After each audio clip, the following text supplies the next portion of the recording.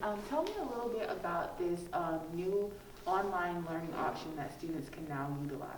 Okay, so next school year we want to offer an e-school program, which is all online learning, a virtual platform for our 6th through 12th grade students. What that means is they will log into their computers every day and have all of their instruction delivered to them through our Canvas platform. And do all of their work with their teachers. 2 hours minimum every day they'll be online with their teachers doing synchronous instruction like through a Microsoft Teams meeting.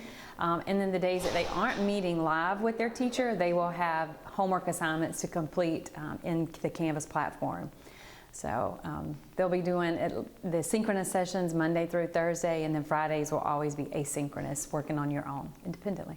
Okay, and I was reading up on this a little bit, and I saw that students are also able to take on some extracurricular activities with this new option.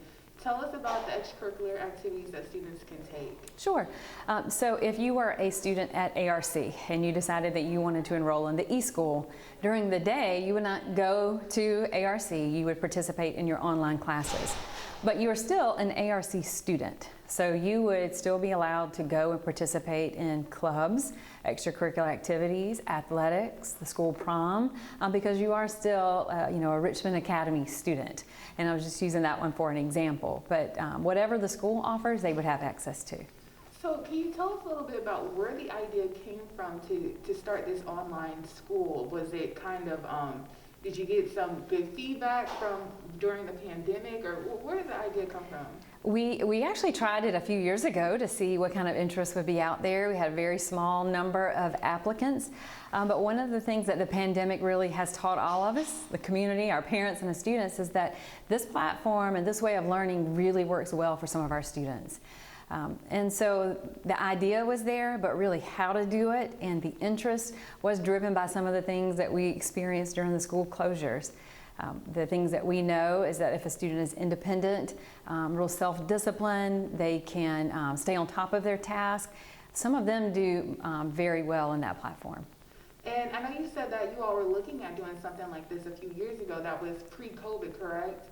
So what was kind of the fall through? Why weren't you all able to do this a few years ago? Interest from the community. We put it out there as a part of our school choice program, and we just didn't have high interest. There are other school systems that have been doing this for many years. We traveled, we visited Gwinnett with their online learning program, and we felt like this was something that we could do here, and we thought we would have that interest, but I think it was just maybe a little too new. So right now we know we do have a demand. We had 16,000 students that opted to do online learning last fall. So we want to make sure that we have something to offer for that. Yes, I'm glad you mentioned that. 16,000 students, that's a lot. So, but I know that this new option, there's only a select number of students that can actually apply for it. So tell us, what is the criteria that you all are looking for students that want to join this option? And then what is the cutoff number that you all are looking at? Great question. So we know we had 16,000, but that was also during the pandemic, and we're trying to address many reasons why a student may have chosen to be online. Our core business is face-to-face, and that's where we want to have the majority of our students. But this particular program is for those students that are really just thriving in that online environment. And so what does that mean? They enjoy student-centered work. They enjoy customized learning pathways. They're curious. They're naturally driven to make sure that they are disciplined to meet those student needs. And like deadlines, making sure you turn in your homework, because you have to be very disciplined to get up out of bed, still get dressed, and log in on time, and be actively engaged. So those are some of the criteria that we're looking for. And then we didn't want to set a prerequisite. So maybe we weren't looking for taking a test to get in. We're using a lottery system. We feel that we have the capacity to do 200 students at each grade level very well. And so if we have more than that, we'll do an electronic lottery system. The first 200 will get in, then we'll create a wait list. If in order to stay in the program, we are asking that you keep your attendance up. You do need to log in and be mindful, and also keep your grades up. We just can't let a student sit there and continue to fail. So it's a one-year commitment. And we will support those students throughout that year just as we would in any environment, but that's a part of the criteria that we're looking for. Okay, so looking forward, do you all think that you will be doing this for the next academic school year? We hope so. That is our plan. Our plan is to stand up a successful 1,400 student school and learn from mistakes, learn from feedback from participants and teachers, and then if it is necessary, maybe even grow the program. But we are committed for the next several years of standing this up. This isn't a temporary fad. I believe that online learning and our school board supports just having those options for our students. So say next year, a student who does sign up for the 2021-2022 academic school year, they don't perform as strong online. Will you look at those types of, criteria for the next go around when you do this again? Well, so we'll look at how the student is performing while they're enrolled. And let's say, for example, a student's not doing very well at the end of the first semester. We'll put an academic remediation plan in place. We do this in our face-to-face buildings as well. And so we would support that student. And at the end of that year, if they were still not passing, then they would be dismissed from the program and go back to a face-to-face environment. But we also have learned that student interest drives success, and student choice can drive success. So we feel that if we are listening and working together, we can make sure they're successful. Okay, and just from your perspective, the pros and the cons, what are some of the pros of this program? And I know that you said you've looked at some other schools. What were some of their cons, and do you all have any fears that'll transfer over to this district? Well, one of the pros is that our students have a lot of flexibility. So one of the great things about learning online is you really can learn from anywhere.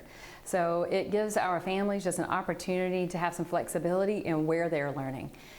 It also has a lot of flexibility in when you learn. So you don't have to I can learn science from 8 until 9 every morning. You can learn when it's right for you. And so those choices and that flexibility, those are huge pros. You do need to have adequate connectivity. You need to have devices. And so we will be providing that for our students if they need that. But that is something that you need if you're going to be participating in an online program. To me, the pros of offering choice is that you have choice. So students who want this, parents, families that want this, can choose that. You may say that's not what I want. Well, we have face-to-face options as well. So I think that's some of the pros and the cons. It's not for everyone. And one of the things that's great about where we are that came out of the pandemic is every single student has had a chance to experience some type of online learning or distance learning at this point.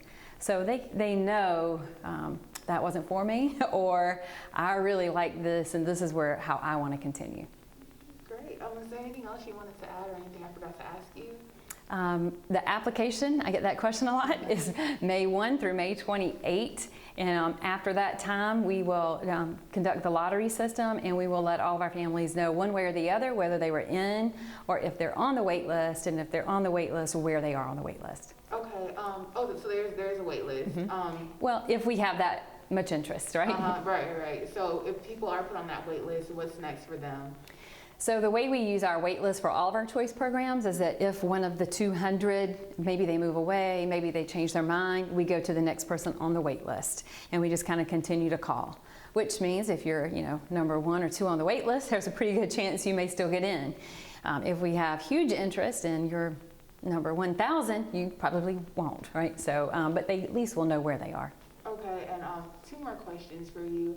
Are there any tools as far as like some tips or anything like that for people who are looking to do online learning for students? I just wanted to add that to my online article just in case. Yes. Any links or anything like that? Well, we do have some digital learning links that are featured at the top of our school system webpage, and there are a lot of resources in there for parents and students as well. But what we have found is that students do best when they are in a dedicated area that sort of signals this is time for learning. They do best when they have a headset so that they aren't hearing what's going on in the background.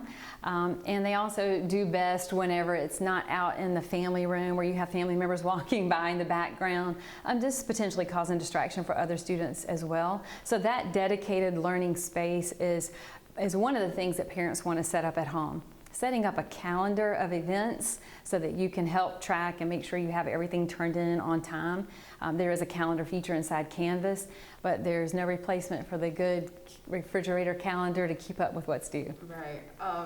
So you said the application ends May 28th? Yes. Okay, because I think online we have May 31st, so we Okay. can change that. We checked that. We sent it out in the press release, but we've changed that, updated that on our website. And I'm sending you the virtual learning links right now. Okay, perfect. Yeah. And, I think that was it. So it's 200 slots available for each grade level, correct? Correct. Okay, perfect. Well, I think that's all. Okay.